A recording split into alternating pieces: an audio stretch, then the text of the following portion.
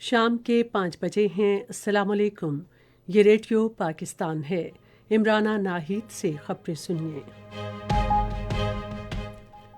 پہلے اہم خبروں کا خلاصہ۔ نگران وزیراعظم نے کہا ہے کہ آرمی پبلک اسکول پشاور کے سانحے کے بعد سے دہشت گردی کے ناصور کے خاتمے کے لیے قوم کا عزم مضبوط ہوا ہے۔ وزیر اطلاعات نے ایتھوپیا سمیت تمام افریقی ملکوں کے ساتھ مختلف شعبوں میں تعلقات مزید مستحکم بنانے کے لیے پاکستان کی خواہش کا اظہار کیا ہے۔ بری فوج کے سربراہ نے کہا ہے کہ اقوام متحدہ کی سلامتی کونسل کی قراردادوں کے مطابق کشمیر کا مسئلہ حل کیے بغیر جنوبی ایشیا میں امن کا قیام ایک خواب رہے گا۔ امیر کویت شیخ نواف الاحمد الجابر الصبا آج انتقال کر گئے۔ لبیک اللہم لبیک۔ عازمین حج کے لیے خوشخبری، ریگولر اور سپانسرشپ اسکیم میں درخواستیں جمع کروانے کی تاریخ میں 22 دسمبر تک توسیع۔ سمندر پار پاکستانی اپنے یا اپنے پیاروں کے لیے سپانسرشپ اسکیم کے ذریعے ڈالرز میں ادائیگی کریں اور پہلے آئیے پہلے پائیے کی بنیاد پر حج کے مقدس سفر پر روانہ ہو۔ حج بدل یا پچھلے 5 سال میں حج کرنے والے عازمین بھی درخواست دینے کے اہل ہیں۔ مزید معلومات کے لیے قریبی بینک یا وزارت کی ویب سائٹ وزٹ کریں۔ حکومت پاکستان۔ اور اب خبریں تفصیل کے ساتھ۔ نگران وزیر اعظم انوار الحق کاکڑ نے کہا ہے کہ آرمی پبلک اسکول پشاور کے سانحے نے دہشت گردی کے خلاف ہماری قوم کے عزم کو مستحکم کیا ہے۔ انہوں نے آج آرمی پبلک اسکول کے سانحے کے 9 سال پورے ہونے کے موقع پر اپنے پیغام میں کہا کہ 9 سال پہلے دشمن نے دہشت گردی کے خلاف جنگ میں اس قوم کے حوصلے کو پست کرنے کی ناکام کوشش کی۔ وزیر اعظم نے کہا کہ پوری قوم کی ہمدردیاں ان والدین کے ساتھ ہیں جن کے بچوں نے اس سانحے میں اپنی قیمتی جانیں قربان کیں۔ انہوں نے کہا کہ آرمی پبلک اسکول کی شہید پرنسپل طاہرہ قاضی اور اساتذہ اپنے طلباء کی جانیں بچانے کے لیے ان درندوں کے سامنے سیسا بلائی دیوار بن گئے اور اپنی جانیں قربان کر دیں۔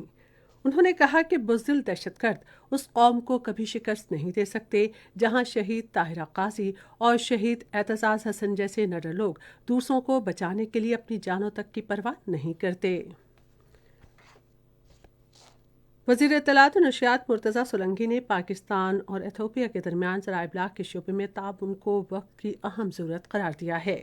انہوں نے اسلام آباد میں ایتھوپیا کے سفیر جمال باقر سے گفتگو کرتے ہوئے اس بات پر زور دیا کہ دیگر شعبوں کے ساتھ ساتھ دونوں ممالک کو میڈیا اور ثقافتی وفود کے تبادلوں کو فروغ دینا چاہیے۔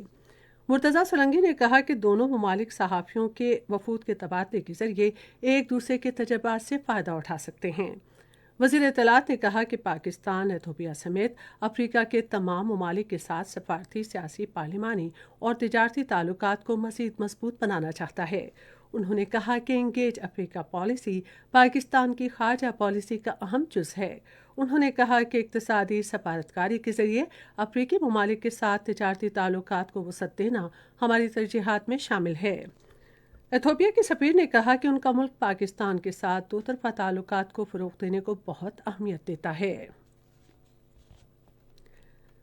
بری فوج کے سربراہ جنرل سید عاصم منیر نے کہا ہے کہ اقوام متحدہ کی سلامتی کونسل کی قراردادوں اور کشمیری عوام کی خواہشات کے مطابق دیرینہ مسئلہ کشمیر کے پرامن حل تک جنوبی ایشیا میں قیام امن کا خواب شرمندہ تعبیر نہیں ہوگا۔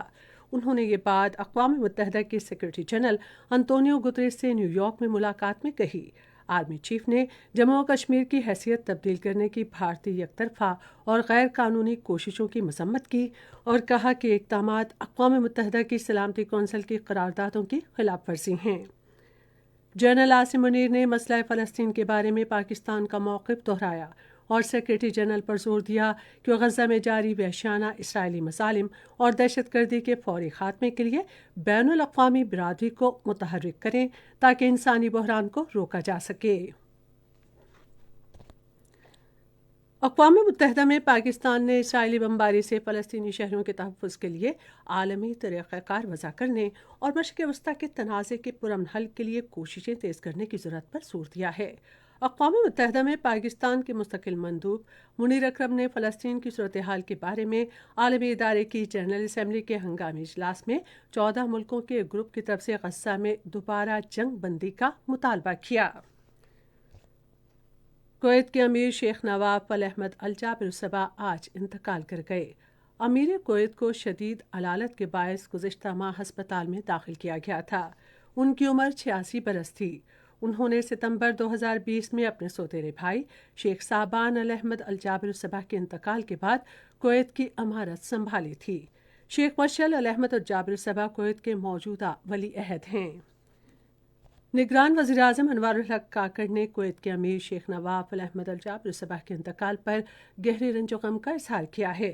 اپنے تعزیتی پیغام میں وزیراعظم نے کہا کہ دکھ کی اس گھڑی میں پاکستان کی ہمدردیاں کویت کے شاہی خاندان اور کویتی عوام کے ساتھ ہیں۔ انہوں نے مرحوم کے لیے مغفرت کی دعا بھی کی۔ اور اب کرکٹ۔ آج پرتھ ٹیسٹ کے تیسرے دن آسٹریلیا نے پاکستان کے خلاف اپنی دوسری اننگز میں آج کا کھیل ختم ہونے تک 2 کھلاڑیوں کے نقصان پر 84 رنز بنائے تھے۔ اس سے پہلے پاکستان کی پوری ٹیم پہلی اننگز میں 271 رنز بنا کر آؤٹ ہو گئی۔ اس کے ساتھ ہی خبریں ختم ہوئیں۔ مزید خبروں اور ترسیوں کے لیے ہماری ویب سائٹ ہے radio.gov.pk اور فیس بک کے link radio Pakistan news official پر براہ راست ویڈیو اسٹریمنگ بھی ملاحظہ کیجیے۔